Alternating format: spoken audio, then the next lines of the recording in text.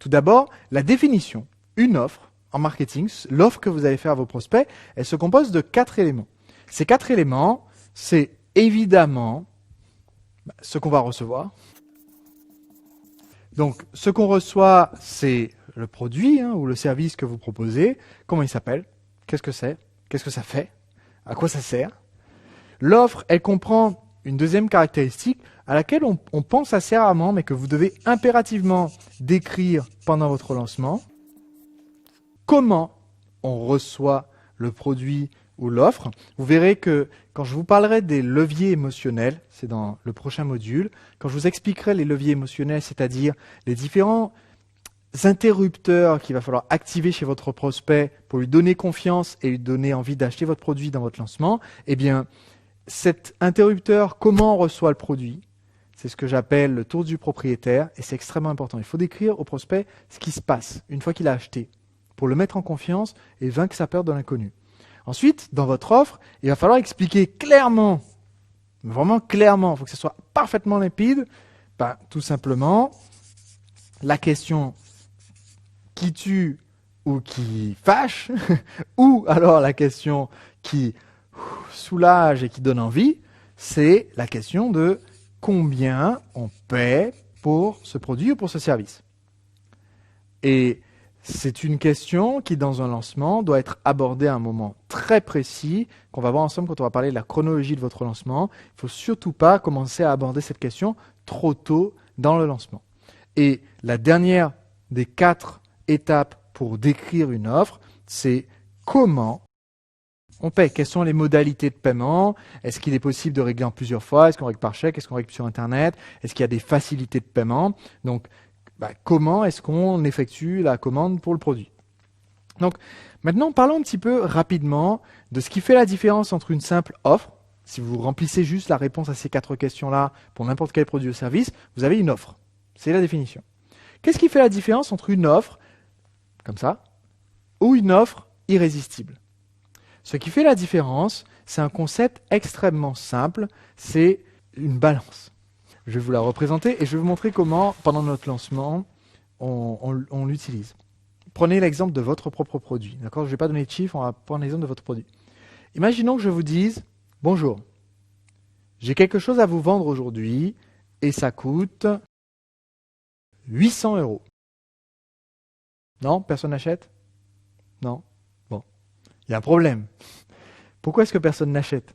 Parce que j'ai démarré directement et je donne mon prix. Le problème, c'est que mon prix, si on n'a pas d'éléments de comparaison, c'est un prix qui paraît lourd, beaucoup, c'est énorme. Quel que soit le prix que vous annoncez, même si c'est 1,50 €. J'ai quelque chose à vous vendre qui coûte 1,50 €. Oui, mais c'est quoi? Qu'est-ce que ça vaut? Parce que si je vous dis j'ai quelque chose à vous vendre qui coûte 1,50 €, c'est un Kleenex. Alors il est relativement propre, mais juste pas le boîte, juste un Kleenex. Mais il est relativement propre, je m'en suis jamais servi, c'est juste que j'ai retrouvé dans la poche de mon pantalon et j'aimerais le vendre. Qui achète? Personne. Pourquoi? Parce que ça ne vaut pas 1,50 €. Donc la notion de prix, c'est une notion qui n'est la notion de prix, c'est un chiffre qui est absolu. Cependant, la valeur que votre prospect va mettre sur ce prix est quelque chose qui est absolument subjectif. Donc pendant le lancement, ce qu'on va faire, c'est qu'on va le plus possible décaler cette question, le plus possible la repousser vers le futur et qu'on va dévoiler ce prix vers la fin.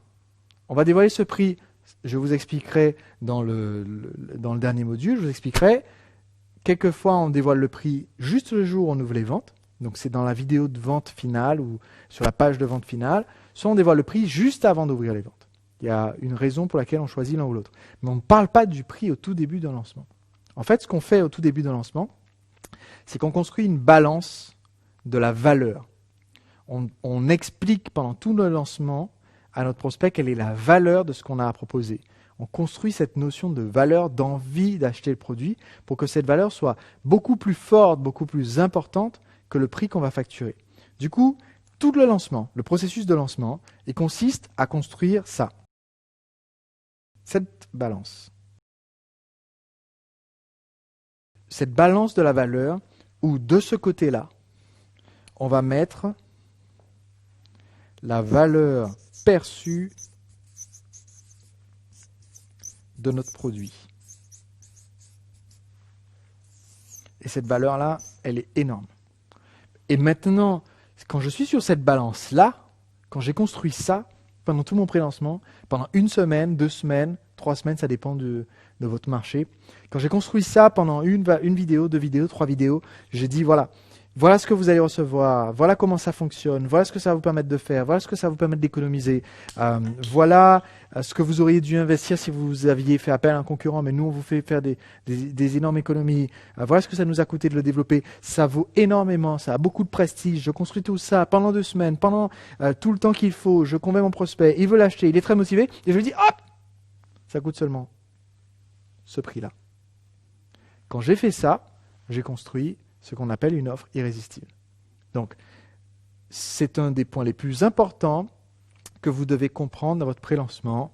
Vous n'avez pas le droit d'aborder la question du prix au début de votre lancement. La question du prix s'aborde à la fin. Votre objectif, c'est que votre prospect soit tellement intéressé par le produit qu'il vous dise de lui-même « Waouh, ok, donc ok, je m'inscris, j'achète, je passe commande, ça coûte combien ?» Et non pas « Ouais, ok, ouais, ça coûte combien ?» Parce que s'il est encore dans cet état d'esprit, c'est pas le moment de lui parler du prix. Donc, il vaut mieux lui répondre à ce stade-là s'il envoie par mail ou dans les commentaires. Je vous en parlerai bientôt. En attendant, mon but, c'est de vous aider, de mieux vous faire comprendre cette solution, etc. Donc, on veut le mettre dans un état d'esprit où il pose la question comme un à côté. C'est bon, j'ai décidé, je le veux. Maintenant, dites-moi enfin combien ça coûte. C'est là qu'on veut lui dire combien ça coûte. Okay ? Donc, on construit ça toujours pendant notre lancement.